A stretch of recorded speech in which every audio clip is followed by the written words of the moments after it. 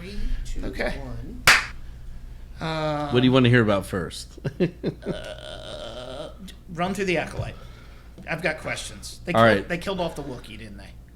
I think so. Like it's at the point where it's like trotting, and I think that's kind of why I've put it aside. Yeah. Like we got through. We got through the Immaculate Conception episode. And then started the other one, but then Bear season 3 came out. No, I needed to finish season 2. Yeah, I mean, there's other priorities. The Euros are going on. The Copas are going. They did one of those where I'm balls deep in football right now. Episode 4 and 5. It's they made it a 2-parter, but it should have been a 2-parter. It's day and night, and so they don't sleep. No, and it's one where the day one. Sorry. Can I talk? Yeah, no, I was trying to pull up the episode guide so that I can have it as for reference. Go ahead. But wait, it's meaningless because at this point it's they're getting into what we were already talking about, which is the writing's just getting kind of terrible or just lazy, So they're on an alien or they're on the planet where the fucking Wookiee is, and because the other planet, well, not the other planet, but the place burned down. Yeah, but that was the witch's home planet. That's what I'm saying. Yeah, no, we're now back on real time.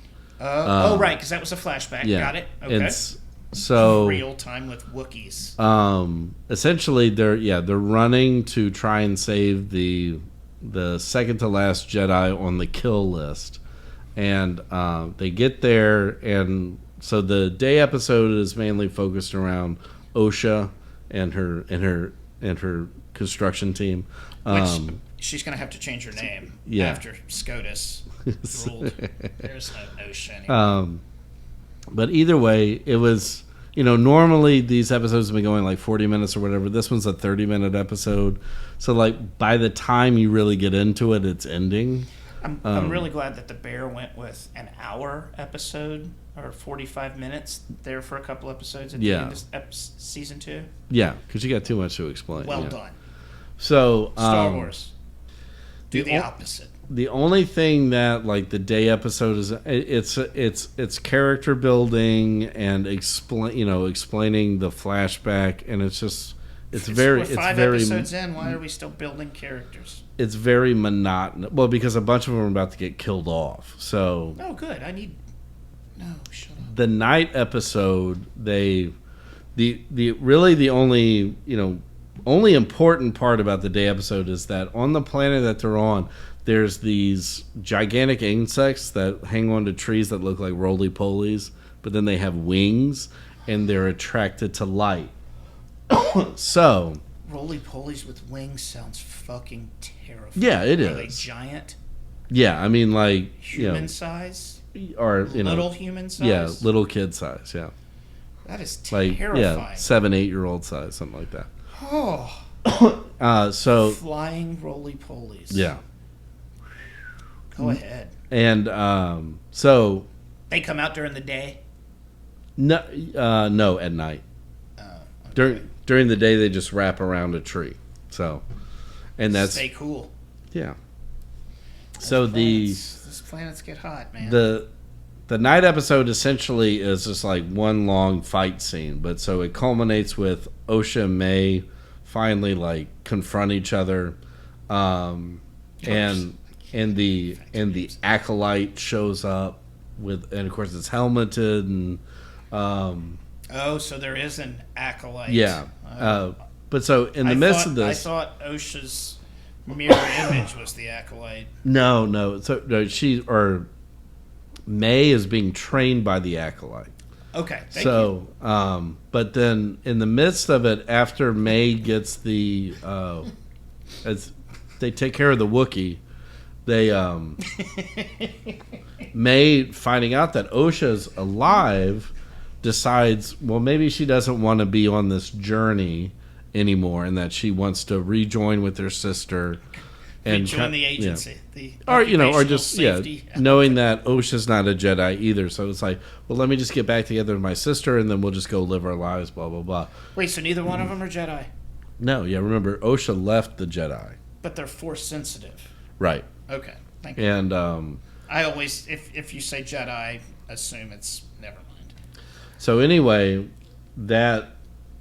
Oh, excuse me. Then leads into this gigantic battle sequence where you get to see the Acolyte fight, and it goes, all from one location to another. Like, they think they got him beat, then they, kind of pedal off a little bit, and then it comes back. They fly back in, and blah blah blah, and eventually so he's just a metal-faced helmet. She sort of, yeah. And then the helmet comes off, and it's a man, but there's no context to it. They don't really. He's just a dude. He claims to know Soul, the Japanese. Yeah. Jedi. The Jedi Master. I was gonna say Asian, but the guy who's playing the Acolyte is also of Asian descent. So. Okay, go ahead. Exactly. Yeah. So it's just, and he claims to know Soul, Asians, but then Soul doesn't know him. So. What? You're going like, so there's going to be a whole other episode on how they're connected. All right, great. Like, we're just getting mired in this whole thing. And so it's a group of there's, I want to call him Nord, but that's not his name. The one with the Killmonger hair, and then the little girl with the horn, horn halo, yep. Along with Soul, and of course you got Osha, who's a trained Jedi but is no longer a Jedi, and they're facing one dude, and that it's one, the Acolyte. Yeah, and he kills everybody except for Soul and Osha. They get away, or he just decides not to. Of course, they get away. Yeah, and then they're fighting already, and. So, but the way that they get away is, so this Acolyte has defeated like 3 or 4 Jedi in this massive battle, and either single-handedly or like in a group has, so much force he can knock them like 30, 40 feet away like he's fucking Thanos walking in. So he's Andre the Giant in a battle royale. Yeah, and what gets him in the end is they tag a light to his back, and then those giant roly-polies come in, snatch him up, and take him away. Oh, man, those roly-polies don't have a fucking chance. He just beat up a bunch of Jedi. Right, but apparently they were strong enough to at least take him a ways away, and then, he's using a saber? Yeah, and then he eventually carves him up, and he lands on his feet like a cat. He didn't do superhero landing? No. Just straight, Yeah, just like... Beep. And stiff knees and everything, huh? That's not how you fall. No, I mean, but didn't do like the fist down. I know. So it was. I mean, if I were a little kid, I would have loved it. But you're watching and you're just like, okay, like what? That's. I get the point. Like it was a thing, so you could do a bunch of lightsaber moves. At one point, he's wielding dual lightsabers. Yeah, I mean it's like fancy stuff like that. I mean, with kung fu mixed in. Yeah, but you literally had like 2 episodes that really didn't explain anything, just other than day and night. Yeah, and then you're still left with like in the end, May cuts her hair to look like Osha, and she goes back with Soul, leaving Osha on the planet, and so. Asian Jedi and his Padawan, like they're all dead? Except for Asian Jedi. That's Soul. Oh, but the Killmonger hair, he's dead? Yeah. And Youngling is dead? Yeah. Wow, that was... Oh, yeah, I read about that. That was a little divisive. Well, it was just like... it was kind of like Qui-Gon in The Phantom Menace. Like, you're thinking, like, okay, well, you're building these characters. Right. And then all of a sudden, it's like, oh, no, they're gone. Like, okay, what do I... Yeah, those first 3 were more about Obi-Wan than Qui-Gon. No, I get that, Then yeah. why do... Yeah, I get it. But when you're first watching it, you're like, oh, this is great. We're going to have Liam Neeson for at least 2-3 movies. Correct. Then nope. No, you get him for about an hour and 45 minutes. Yeah. And then we're going to immediately kill the person who killed him. Right. So, like, the heat that guy got from killing Qui-Gon, it's gone within a second. Exactly. Come on, man. That's how you fucking tell a story. He gets away with the Emperor. And again, like, as long as someone's frustrations with the show is about, like, the writing and the storytelling, yeah, I'm fine. If they're like, it's woke, fuck you, get the fuck out of there. That's not woke. That's terrible. Yeah. There's terrible. Now, as far as I've heard, is what they did on this show was, in terms of writers, they brought in brand new writers and ones that are not familiar with the universe. No, that's like hiring writers for WWE who were soap opera writers. Right. And like, on one hand, like, okay, I get it. Like, you're looking for a fresh take, right, or whatever, but they still have to know, like. Yeah, or, like, put them through, like, a quick, like, story boot camp on it. I can't write a Lifetime movie. Yeah. Like Kevin Feige probably couldn't write a Lifetime movie. Or, yeah, it would be, if I were a screenwriter, it'd be, like, asking me to write the next new Hunger Games. Like, I didn't give a fucking shit about it when it came out. I never read the books. So, but we want a fresh take on it. Like, I don't know anything about it. You know that there are games and people are hungry. So you would probably write a story about hunger while they played games. I watched the first 2 movies, and literally the only thing I really remember is that Lenny Kravitz was in it and Stanley Tucci was the only character I really remember. With the teeth and the hair. Lenny Kravitz dies. It's okay. Yeah. How dare them? They killed him. It's so fucking woke.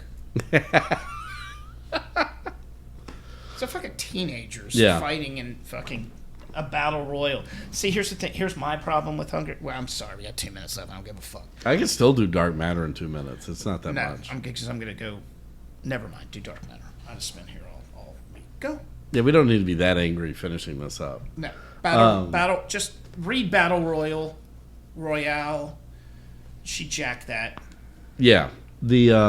So the next 2 episodes of Dark Matter, the biggest reveal is... It's just 3 and 4, right? Yeah. Okay. So the biggest reveal is, so they, he eventually escapes. Prime Joel Edgerton. Okay. Escapes with the psychiatrist. Oh, maybe I did see that. And they ended up in some Tesseract?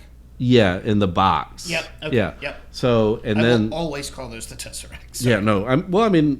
That's essentially what because it gives you doorways to all these different timelines. Yeah.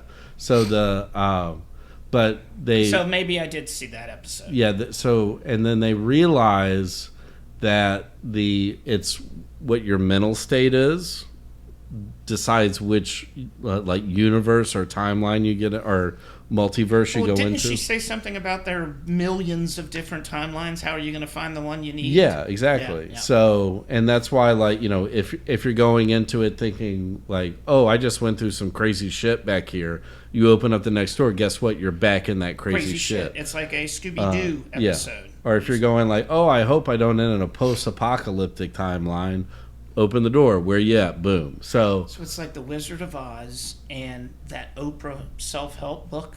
Yeah, and kind of like Inception as well, too. What is it? If you say it, you manifest it. Yeah, what's that book? The Secret. Thank you. The Secret. So the Tesseract's The Secret.